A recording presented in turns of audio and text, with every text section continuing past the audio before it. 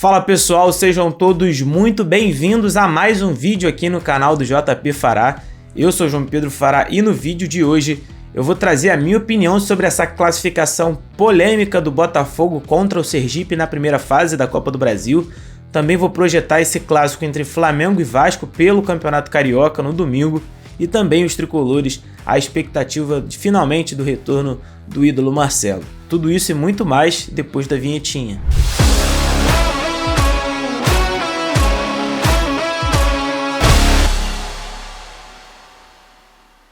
Antes de mais nada, eu peço para que você se inscreva aqui no canal, comente aqui embaixo o que você está achando do seu time do coração, deixe o like, compartilhe o vídeo que é fundamental aqui para o crescimento do canal, rumo aos 350 inscritos, então eu conto com o seu apoio, com essa moral aí, para a gente subir e crescer ainda mais. Vou confessar para vocês, enquanto eu fazia o roteiro aqui desse vídeo, eu já colocava o Botafogo como eliminado, até porque aos 55 minutos do segundo tempo, um escanteio salvou a vida e evitou que seria uma eliminação histórica e uma zebra histórica nessa primeira fase da Copa do Brasil. Foi Adrielson quem salvou a pele do glorioso dos torcedores do Botafogo em um jogo em que o Botafogo foi muito mal na partida. Eu comecei de trás para frente, mas ainda tem muita coisa para falar aqui do início do jogo de um Botafogo que sentiu muita falta do Tiquinho Soares, ele que foi suspenso preventivamente pelo TJD do Rio em razão de uma suposta cabeçada ao árbitro da partida de Flamengo e Botafogo que foi realizada no fim de semana no Mané Garrincha. Ao meu ver, foi uma punição super descabida, afinal ele é um jogador que não tem esse histórico dentro dos gramados, principalmente com a camisa do Botafogo, então foi uma punição muito fora do comum, mas ele fez muita falta ao Botafogo, que teve que colocar o menino Matheus Nascimento, um dos principais destaques da base do Botafogo nos últimos anos, só que dentro de campo, pelo profissional, ainda não conseguiu mostrar absolutamente nada.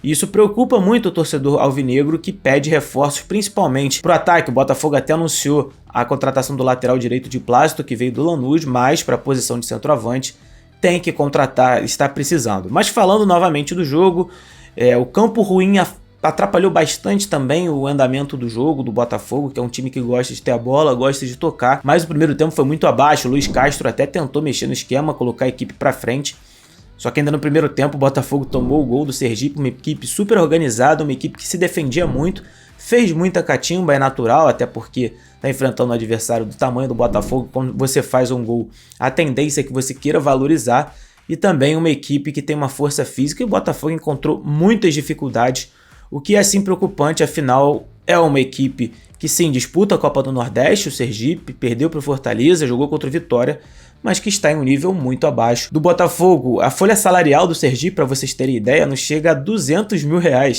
Certamente a maior parte dos jogadores do Botafogo recebem além do que a folha inteira do Sergipe comporta. E nunca havia vencido um carioca, seria além desse feito histórico, seria um prêmio muito importante de R$900 mil a equipe do Sergipe. Porém, chegando agora no ponto central da partida, o árbitro deu 8 minutos de acréscimo, depois deu mais 1 minuto em razão da cera do goleiro, as substituições, as ceras dos jogadores que realmente rolaram durante a partida, mas eu tenho que ser justo, o último escanteio foi uma sequência de 3 que o Botafogo teve, inclusive uma cabeçada do goleiro Lucas Perry no gol do Botafogo, foi bastante polêmico, afinal o tempo já havia passado, o árbitro havia definido e o Botafogo chegou ao empate e assim a classificação com o Adrielson, ao meu ver, de maneira muito errada. O árbitro deixou o Botafogo bater esse escanteio e não deveria. Para mim o gol foi irregular, por isso até os comentaristas de arbitragem nos principais programas esportivos estavam comentando sobre essa irregularidade. Só que o Botafogo não tem nada a ver com isso, colocou a bola lá para dentro e no último lance se classificou à segunda fase da Copa do Brasil e evitou uma grande zebra. A situação toda também fora de campo preocupa muito, porque o Botafogo parece extremamente nervoso com a bola nos pés, extremamente sem saber o que fazer, e é algo que não ocorria com o Botafogo em 2022.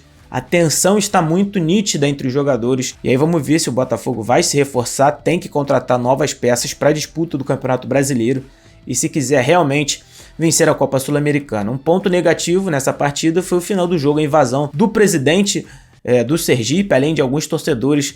Ele até chegou a agredir o árbitro da partida, o Braulio Vieira Machado, e sofreu uma agressão talvez ali uma legítima defesa do Bandeirinha, que bateu com a bandeirinha, uma cena até meio estranha, né? Incomum da gente ver no rosto do presidente do Sergipe. Isso é algo inaceitável, apesar dele estar na razão de reclamar, porque, como eu falei, o gol foi irregular, mas fica aí esse ponto negativo.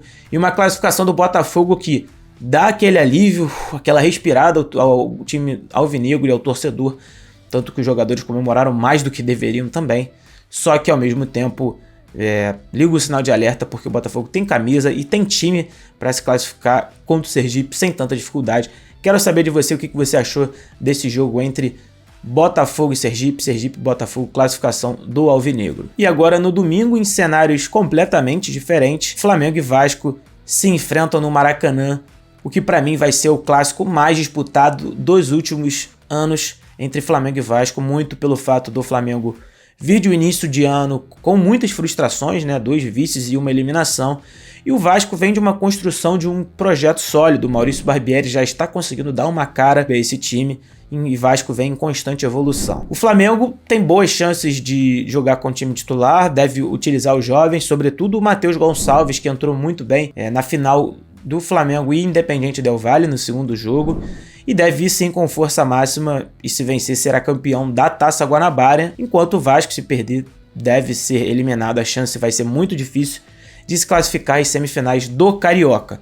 Falando primeiro do Flamengo, acredito que o time tecnicamente é superior ao Vasco, tem uma equipe com um quarteto ofensivo que todo mundo conhece, de core salteado, e deve jogar. Tenho muita dificuldade de ver como Léo Pelé, que faz um bom ano, e Miranda vão conseguir neutralizar as jogadas do Flamengo. O time do Vasco ainda deixa muito espaço porque cria muito, mas ao mesmo tempo vai ser um Flamengo que precisa realmente dar uma resposta ao seu torcedor. O Flamengo precisa mostrar o porquê de acreditar no Vitor Pereira.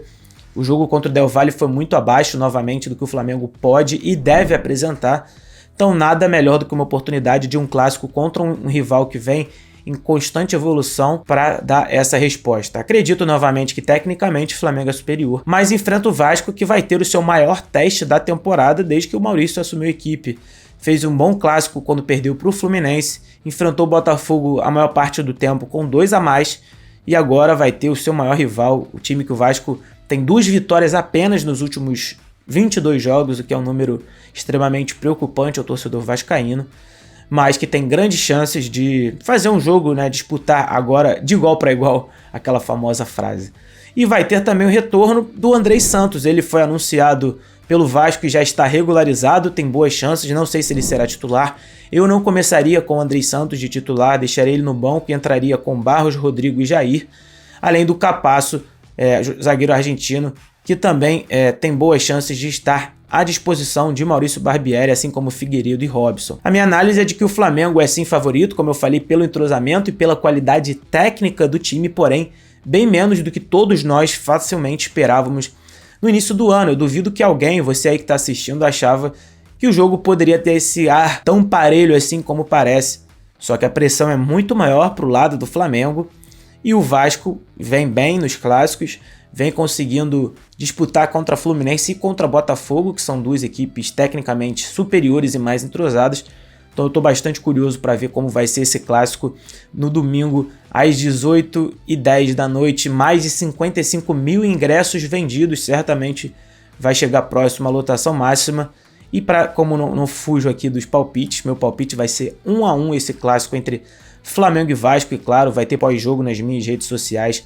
Vou falar tudo sobre esse grande jogo. Estou bastante ansioso para ver como o Vasco vai se portar em relação ao Flamengo dessa vez, como uma equipe agressiva no ataque, como o Vasco está sendo, e como o Flamengo vai dar resposta após mais um vice-campeonato na temporada de 2023. Deixa aqui nos comentários qual o seu palpite para esse jogo. E o Fluminense joga no Mané Garrincha no sábado às 16 horas contra o Bangu, à espera aí finalmente do retorno do ídolo Marcelo, que já assinou, já foi apresentado.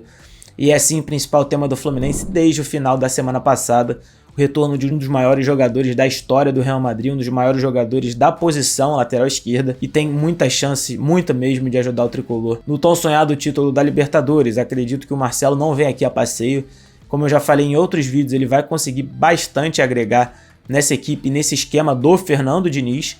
Então, o ponto central do Fluminense nesse momento, assim, o retorno do Marcelo, o jogo é importante, o Fluminense tem mais um jogo de estadual, só que acaba ficando em segundo plano quando tem a chegada de um ídolo desse status. Além dele, o Fluminense também teve o anúncio da chegada / chapéu do atacante Lelê do Volta Redonda, estava acertado com o Vasco, mas o Fluminense ofereceu uma melhor proposta e o Lelê decidiu assinar, e é um jogador que vai também auxiliar muito o técnico Fernando Diniz na temporada de 2023, num ano extenso para o Fluminense, e é o principal destaque do Campeonato Carioca entre os pequenos. Então eu quero saber de você, tricolor, como você está esperando essa chegada do Marcelo, tá ansioso? Deixa aqui nos comentários, é muito importante esse engajamento aí com a gente. Bom, então no vídeo de hoje é isso. Eu peço novamente para que vocês se inscrevam aqui no canal, deixem o like, comentem aqui embaixo o que vocês quiserem. É muito importante aqui para o crescimento do canal do JP Fará. Te vejo no próximo vídeo.